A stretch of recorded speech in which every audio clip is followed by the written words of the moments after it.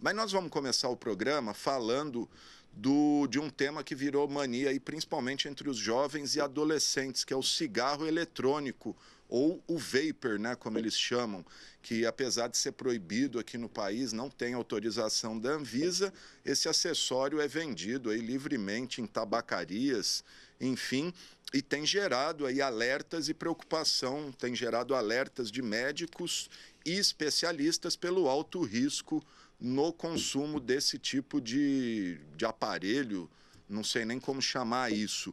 Mas sobre isso, para entender como funciona esse cigarro eletrônico, a gente vai conversar agora com o pneumologista do Hospital de Base aqui de Rio Preto, o doutor Rafael Musolino. O doutor Rafael está aqui no Zoom comigo, eu já agradeço a participação dele e começo perguntando, doutor, quais são os riscos desse tal cigarro eletrônico, ou vapor, ou vaporizador, como chamam. Muito obrigado, doutor.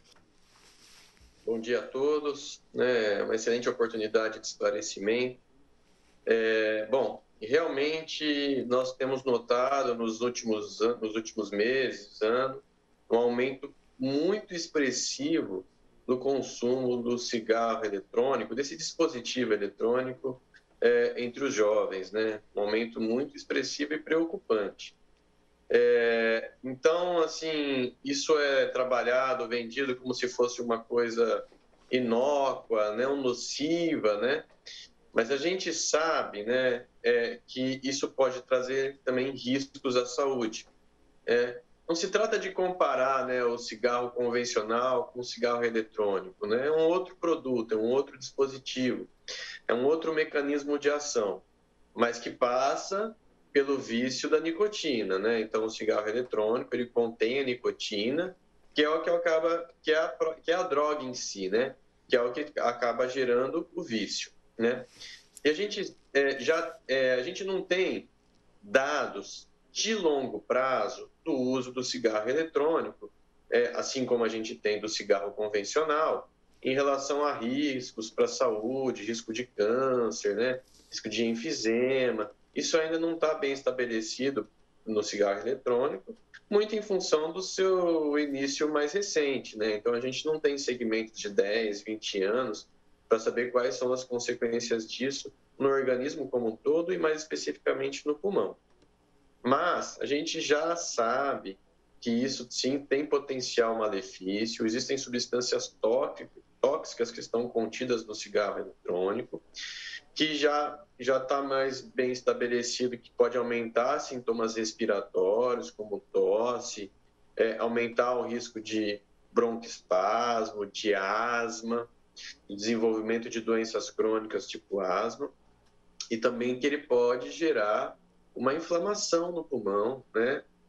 Uma reação tipo de hipersensibilidade, uma reação que leva aí, às vezes, até um quadro de insuficiência respiratória. É uma coisa muito comum? Não, não é. Mas é uma situação que pode ser de risco, né? E provavelmente, ao longo prazo, isso deve trazer problemas crônicos para o pulmão também. Doutora, essa doença ganhou, eu não me lembro o nome agora, até ia pesquisar aqui, que o cantor Zé Neto teve, não sei se é véu negro, alguma coisa. Vidro fosco, né? Isso, vidro fosco. O Que é vidro essa fosco é uma. doença? E ela é decorrente do cigarro? Porque ele falou que consumia bastante esse equipamento, esse acessório aí.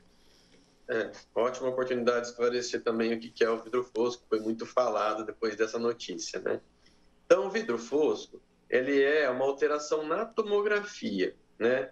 Uma alteração na tomografia que é uma característica radiológica e ele representa, na maior parte das vezes, né, uma inflamação no pulmão, certo? Ele não é uma doença em si, ele é uma alteração na tomografia que está presente em uma diversidade de doenças. Então, não foi falado muito do Covid, que tem vidro fosco, mas ele está presente em uma série de situações clínicas e muitas vezes relacionadas à inflamação no pulmão. Então, o cigarro eletrônico ele traz substâncias, principalmente o uso abusivo, e isso pode levar a uma inflamação no pulmão e, consequentemente, aparecer na tomografia um vidro fosco, né? Então, isso é mais uma evidência para a gente que ele pode, sim, trazer danos para o pulmão, malefícios, né, elevando a um quadro de prejuízo da capacidade respiratória e trazer sintomas respiratórios. Legal. Doutor, há uns tempos atrás aí começou a surgir notícias, principalmente vinda dos Estados Unidos, que jovens estavam sendo internados com suspeitas, indícios aí de queimaduras no pulmão. E aí chegou-se enfim, a conclusão que seria causado pelo uso desse cigarro eletrônico, porque fala-se como a fumaça não é quente, e ele não acaba, né? Assim, a pessoa fica, às vezes, por horas tragando o que me parece ser um vapor de água ali, eu não sei exatamente o que é. Há esse risco também pelo uso excessivo, porque a pessoa, como ele não termina igual um cigarro convencional, não apaga, enfim, a pessoa fica ali como se usa em qualquer lugar, em bares, locais fechados, porque ele não tem aquele cheiro horroroso do cigarro. A pessoa normalmente acaba usando por muito tempo e até em lugares fechados. É isso mesmo? Queria que o senhor refletisse um pouco sobre isso. Então, o cigarro eletrônico, ele é, entre aspas, muito fácil de ser utilizado, né? Portanto, essas características que você mencionou, não tem cheiro de fumaça, você usa e põe no bolso, depois usa de novo, né? É muito prático, né? Isso tudo é criado de forma a ser facilitada mesmo. Então, sim, foram descritos casos, né, de quadros de insuficiência respiratória associado ao uso do cigarro eletrônico, do vape, né, esse dispositivo eletrônico. E isso pode estar relacionado, sim, isso é uma reação é um quadro de insuficiência respiratória que tem a ver com uma inflamação no pulmão, né? Então, o uso pode ocorrer relacionada a um uso abusivo, mas também pode acontecer até mesmo sem um uso muito excessivo, né? A gente, mais uma vez, não é uma condição extremamente frequente, né? Mas é um risco que se corre, sim, relacionado ao cigarro eletrônico, né? E realmente foram relatados esses casos aí nos Estados Unidos e isso foi associado, sim, ao uso do cigarro eletrônico, né? Ô, Então, doutor, a gente já está observando alguns prejuízos aí. e essa fumaça que ele gera, ela é vapor de água mesmo? Para quem não viu, o Israel tem umas imagens aí, eu vou pedir, por enquanto o senhor fala, rodar umas imagens, porque a quantidade de fumaça, não sei se é fumaça, falam que é vapor de água. Esse vapor, ele traz algum prejuízo também? Então, assim, como se fosse um vapor, né? É diferente do cigarro convencional, que aquela fumaça é produto da combustão, da queima do tabaco, né? Com outras substâncias. No cigarro eletrônico é como se fosse uma vaporização, aquece, né? A quase 300 graus, assim. E daí isso gera esses gases, né? Não só a vapor de água, mas outras substâncias estão ali contidas naquele vapor, né? E acaba inalando esse vapor aí de água misturado com esses outros componentes, com a nicotina e com outros componentes, outros metais pesados e outras coisas que estão contidas ali naquele líquido, né? Então, o mecanismo é diferente, não é a combustão, não é a queima, é um aquecimento seguido de uma vaporização, né? E tem uns óleos ali que eles põem, né? Uns Tem. aromas, morango, menta, enfim. Exatamente. Legal. Tem. Doutor, é correto dizer, eu já li pessoas falando sobre isso, que o cigarro eletrônico é mais prejudicial que um cigarro convencional? Dá para fazer essa comparação?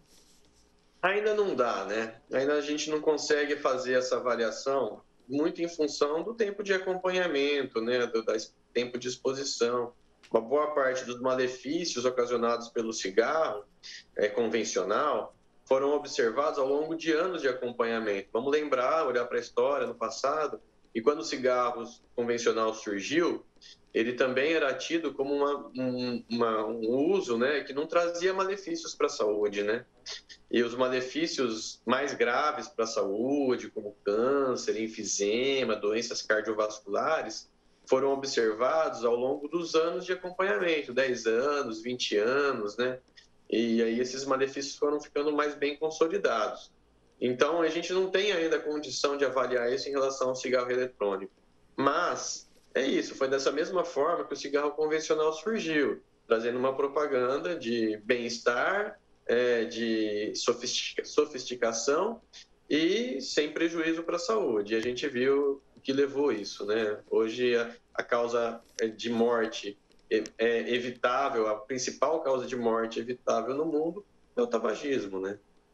Perfeito. Doutor, antes da gente encerrar, estão me perguntando aqui daquele narguile, não sei como pronuncia, que também tem hoje até tabacarias aí que a pessoa entra e fica ali também 1 hora, 2 horas, inalando aquela fumaça. Isso, óbvio, também é prejudicial? Sim. O narguilé, ele é mais próximo do cigarro convencional, né? Ele é uma forma de consumo de tabaco, né? Que também, só com um outro dispositivo, um outro jeito de consumir.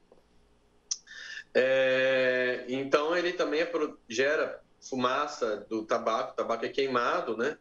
Da mesma forma que o cigarro, e faz tão mal quanto o cigarro, ou até mais, porque as sessões do narguilé são prolongadas, então a pessoa fica fumando grandes quantidades, né? De fumaça de tabaco, né? Por horas, e há quem diga que, assim, uma sessão de narguilé que vale de 1 hora de narguilé equivale ao fumo de 80 cigarros, né, convencionais. Então, sim, os malefícios que o cigarro convencional traz são os mesmos que o narguilé pode gerar no uso crônico prolongado do narguilé. Tá certo, gente. Tá aí o doutor Rafael Musolino, ele é pneumologista do Hospital de Base, fazendo esse alerta aí dos riscos do cigarro eletrônico, o vape. Doutor, obrigado. Se quiser falar mais alguma coisa que talvez tenha faltado aí, alguma recomendação que o senhor queira dar, fica à vontade. Não, eu agradeço a oportunidade de esclarecimento. Eu acho que esse é um tema muito relevante, né?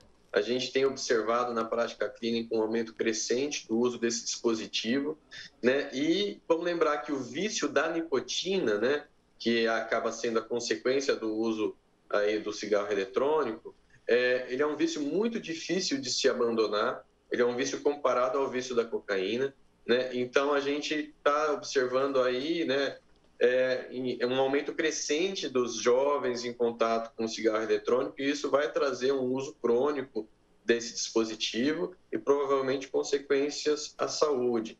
Então, esse alerta nesse início do quadro aí é muito importante, é fundamental, né? Porque a gente, né, vem aí com campanhas positivas contra o tabagismo, observando uma redução significativa da incidência de tabagismo nos jovens, e agora acaba observando um aumento do uso do cigarro eletrônico, que acaba sendo um problema a ser trabalhado, a ser alertado, para a gente não deixar acontecer o mesmo que aconteceu com o tabagismo convencional. Pois é, principalmente porque tem-se a ideia que é um produto inofensivo. A gente tem caso aqui, doutor, registrado em Rio Preto, que passou pelo senhor ou aí pelo Hospital de Base, enfim, que o senhor tenha conhecimento, algo mais grave envolvendo esse Quadros dispositivo? graves, assim, eu desconheço, eu acredito que não, tá certo? Casos de internação com lesão pulmonar e UTI, não. Mas quadros de sintoma respiratório, de tosse, isso sim, de desenvolvimento de inflamação no brônquio, isso a gente já observou, sim. Agora, quadros graves ainda não observamos, né? Mas provavelmente é uma questão de tempo. Bom, ainda bem que não tem, e uma pena que já tem essa previsão. Doutor, quero agradecer demais o senhor, viu, por esses esclarecimentos, esse alerta. Muito obrigado. Bom dia, obrigado.